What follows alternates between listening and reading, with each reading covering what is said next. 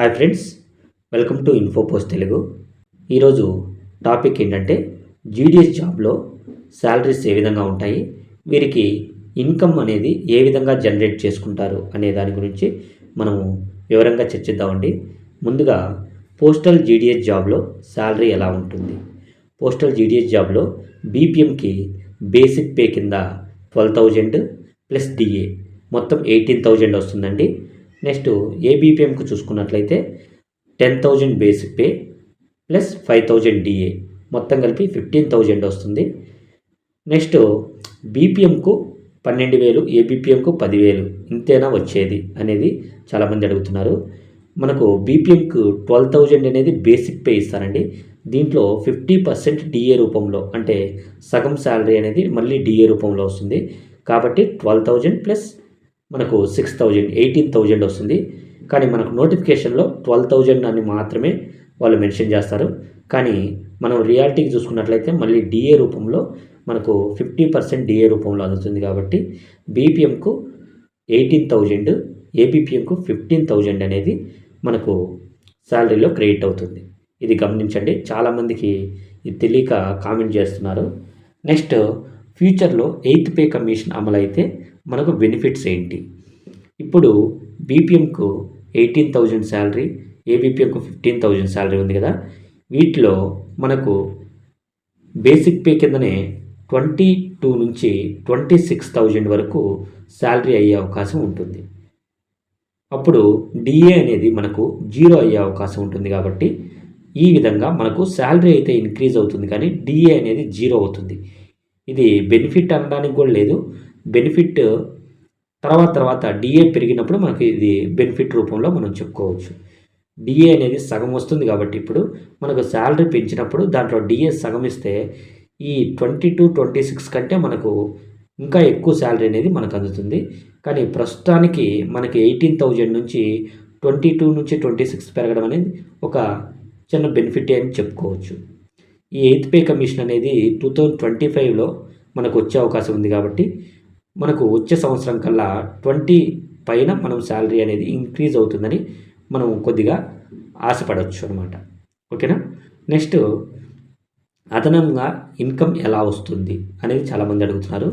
వీరికి ABPM and doc సేవకు అదనంగా ఏమి ఉండదు, కానీ బీపీఎంకి అనేది అదనంగా చాలా విధాలుగా మనం ఇన్కమ్ అనేది జనరేట్ చేసుకోవచ్చు. ఏ విధంగా అంటే ఇన్సూరెన్స్లు, అంటే పిఎల్ఐ, ఆర్పిఎల్ఐ అని మనకు ఇన్సూరెన్స్ పాలసీలు ఉంటాయి. ఇవి ఎక్కువగా కట్టిస్తే మనకు ఇన్సెంటివ్స్ రూపంలో మనకు అదనంగా ఒక కొంత అమౌంట్ అనేది మనం జనరేట్ చేసుకోవచ్చు. ఈ ఇన్సెంటివ్స్ రూపంలోనే చాలామంది అయితే వారి శాలరీ కంటే అదనంగా చాలామంది అయితే సంపాదించుకుంటున్నారు. ఈ పిఎల్ఐ, ఆర్పిఎల్ఐ ఎంత బాగా చేస్తే మనకి ఇన్సెంటివ్స్ కూడా చాలా బాగా అందుతాయండి. నెక్స్ట్ ఇవే కాకుండా మనకు గ్యాప్ పాలసీస్ అని ఇన్సూరెన్స్ టైప్లో ఉంటాయి. అవి కూడా మనకు కొన్ని గిఫ్ట్ వోచర్స్ వస్తాయి. ఇలాగనే నెక్స్ట్ ఐపీపీబీ అకౌంట్ అని మనకు ఆన్లైన్ అకౌంట్ అనేది ఉంటుంది. ఈ అకౌంట్స్ చేయడం వల్ల కూడా ప్రీమియం అకౌంట్స్ అనేది ఉంటుంది. ఈ ప్రీమియం అకౌంట్స్ చేయడం వల్ల మనకు ఇన్సెంటివ్స్ ఈ అకౌంట్ల రూపంలో కూడా మనకి ఇన్సెంటివ్స్ అందుతుంది. ఈ అకౌంట్ల రూపంలో కూడా చాలామంది వారి శాలరీ కంటే అదనంగా సంపాదించే వాళ్ళు, అంటే బీపీఎంకు 18,000 శాలరీ అయితే 20-25,000 సంపాదించే వాళ్ళు కూడా చాలామంది ఉన్నారు. కాబట్టి ఈ ఐపీబీబీ అకౌంట్ అనేది మనకు ఫోన్పే చేసుకోవడానికి కూడా ఉపయోగపడుతుంది. కాబట్టి చాలామంది ఈ అకౌంట్ను యూజ్ చేయడానికి చాలామంది ఇష్టపడతారు. కాబట్టి మనం ఈజీగా ఈ అకౌంట్లు అయితే చేయొచ్చు. వీటిలో 200తోనే అకౌంట్ ఓపెన్ చేయొచ్చు. కాబట్టి చాలామంది కూడా ఈ అకౌంట్లను ఎక్కువగా ఇష్టపడతారు. వీటి ద్వారా కూడా మనము ఎక్కువ అమౌంట్ అనేది జనరేట్ చేసుకోవచ్చు. తెలంగాణలో అయితే పెన్షన్ పంపిణీ ఉంటుందండి. దీంట్లో కూడా మనకు 2 రూపీస్ అనేది, ఒక పెన్షన్కి 2 రూపీస్ అనేది ఇన్సెంటివ్గా వస్తుంది. కాబట్టి ఇన్కమ్ అనేది చాలా రకాలుగా మనము ఈ బీపీఎం జాబ్లో ఉండి మనం సంపాదించుకోవచ్చు. కాబట్టి కష్టపడే తత్వం ఉండి ఎవరైనా బాగా టార్గెట్స్ కంప్లీట్ చేసుకొని అదనంగా ఇన్కమ్ సంపాదించుకునే వారికి బీపీఎం అనేది ది బెస్ట్ జాబ్. లేదు నాకు ఏ టెన్షన్ వద్దు, ఎటువంటి ప్రెజర్ ఉండకూడదు, నేను వేరే చదువుకోవాలి, ఇంకా వేరే ఏదైనా చేసుకోవాలి అనుకున్న వారికి ఏబిపిఎం అనేది ఈజ్ ద బెస్ట్ జాబ్. కాబట్టి ఇవన్నీ అర్థం చేసుకొని మీరు మంచి డెసిషన్ తీసుకొని రాబోయే నోటిఫికేషన్లలో మీరు మంచి డెసిషన్ తీసుకోవాలని కోరుకుంటున్నాను.